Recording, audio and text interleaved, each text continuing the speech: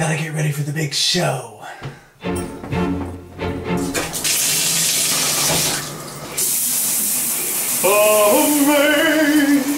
Amazing grace, how sweet the sound that saved a wretch like me.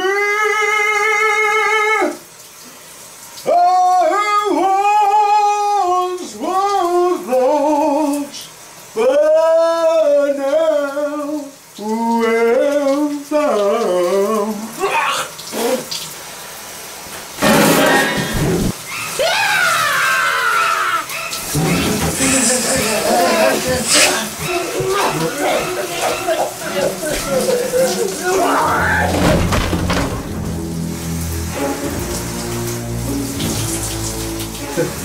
Kinda makes you wonder why Janet Lee didn't think of this.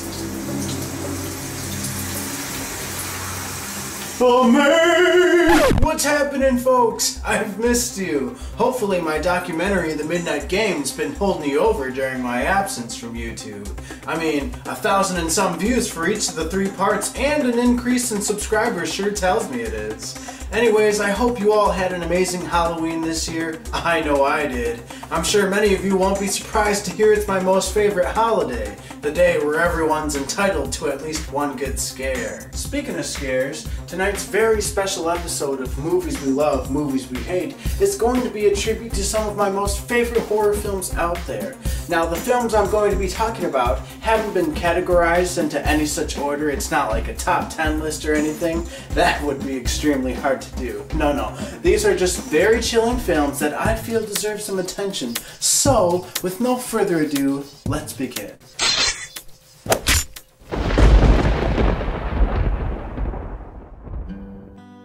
In a world where great movies flop and god-awful movies soar,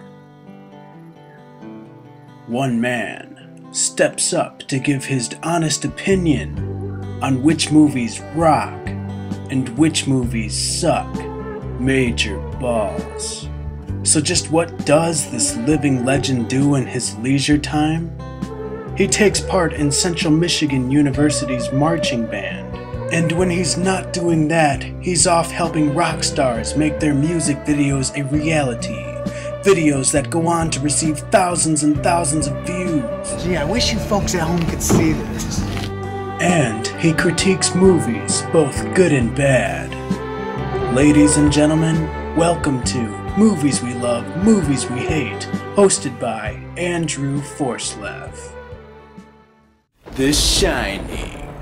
I'm a huge Stanley Kubrick fan, and I personally think this is one of his top 3 best films. Did the man come up with the story's premise? No. The Shining is actually one of Stephen King's earliest novels, a novel which I happen to be in possession of. I got about halfway through it, then walked away from it for a while. Don't really know why. Anyways, if I were to try and explain the film's story to you right here and now, the video would be over before I even got to the point. Yeah, it's a hard one to sum up. Basically, Jack Nicholson, along with his family, is hired to be a hotel's winter caretaker. We're talking about a man who's all alone in a hotel up in the mountains with only his wife and son to keep him company. Spending that much time with just your family is never a good thing. Take it from me, I did a whole year of community college once. As you can imagine, shit hits the fan. Jack goes nuts and starts hunting down his family with an axe. Some people criticize this film for being a bit too slow sometimes, but personally I feel that its long and drawn out scenes are some of the film's creepiest parts. The suspense just builds and builds and builds until it all explodes. All in all, The Shining's a film that you're gonna have to be in the mood for. You're not just gonna pop a squat in the living room and suddenly think to yourself, I think I'll watch The Shining. No, it's just not that kind of movie, but it's damn good. You want my honest advice? Watch it high. The Evil Dead Trilogy. Sam Raimi's Evil Dead trilogy is probably my most favorite horror franchise out there. I love each of the 3 films so much that they all get their own little segment together. The first in the series, simply titled The Evil Dead, is low budget as fuck, but that's probably my most favorite aspect of it. I just love the pre-CGI days where every single effect had to be achieved practically. It just expressed so much more creativity, you know? As old as the first Evil Dead is, I'd say it still holds up as one of the goriest films I've ever seen. This film is just a mess of bodily dismemberment, gross out gags, and horny vines. Evil Dead 2, my least favorite of the trilogy, still offers a lot of fun. Bruce Campbell, reprising his role of Ash from the first film, shows up this time with much more personality. This character transition of his has pretty much made Bruce into the horror icon that he is today. You just don't fuck with a guy who saws his own possessed hand off, later replacing it with a chainsaw. Groovy. Army of Darkness, the third installment of the franchise, features our legendary hero trapped back in time, assisting a desperate for help kingdom in their war against the Deadites. This is definitely the funniest of the three films. While there isn't as much horror present as there used to be, this film makes up for it with its impressive action and slapstick humor. The Ash character is more badass than ever. He may be an imbecile at times, but he sure knows how to take on those monsters. If you're ever in the mood for a gruesomely gory horror film, check out the first Evil Dead.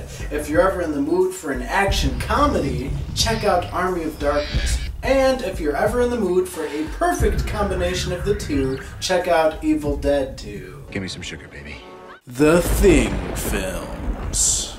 Now, I'm not about to dive into the 1950s The Thing from Another World. No. Tonight we're talking about 1982's The Thing, directed by master of horror John Carpenter. I think it's safe to say that John Carpenter's The Thing possesses my most favorite movie opening of all time. For some reason, that opening scene with the two Norwegians chasing down that husky dog in a chopper creeps the shit out of me. That chillingly simple music theme heard in the background of this scene also played a key part in setting the tone right away. Why on earth would these guys want to kill this innocent little puppy? Anyways, the film goes on to deliver some of the best practically achieved special effects in horror movie history. This movie definitely ain't for the squeamish. Basically, you've got a monster running amok that can imitate its victims perfectly. And the chillingly fun part about this film is the fact that you know somebody's the thing. You just don't know who. Imagine being thrown into that situation. Who the hell do you trust? Kurt Russell stars in this thriller and delivers my most favorite performance of his career. At one point, his so-called buddies try to fuck him over, thinking he's the thing, and the way that he regains control over the group is just so badass. In 2011, another film titled The Thing was released. Some folks who didn't do their research assumed it was a remake of the 1982 film and instantly began criticizing the production. The non-morons, such as myself, who looked into the project, found it was actually a prequel to John Carpenter's film. Some men and women out there hate the idea of making prequels or sequels to classic movies, but in a world of non-stop remakes, I embrace the option of prequels and sequels with open arms. Anyways, the 2011 prequel centered around the Norwegians' Arctic base and their encounter with the Thing. The very fetching Mary Elizabeth Winstead, known by many as Scott Pilgrim's gorgeous girlfriend, does a surprisingly well job filling Kurt Russell's shoes here. I think many of us can agree that this film doesn't exactly top Carpenter's opus, but I felt it was still a pretty good companion piece. There's enough gross out gags, blood, and snow here to possess the same chilling title, The Thing. Check it out.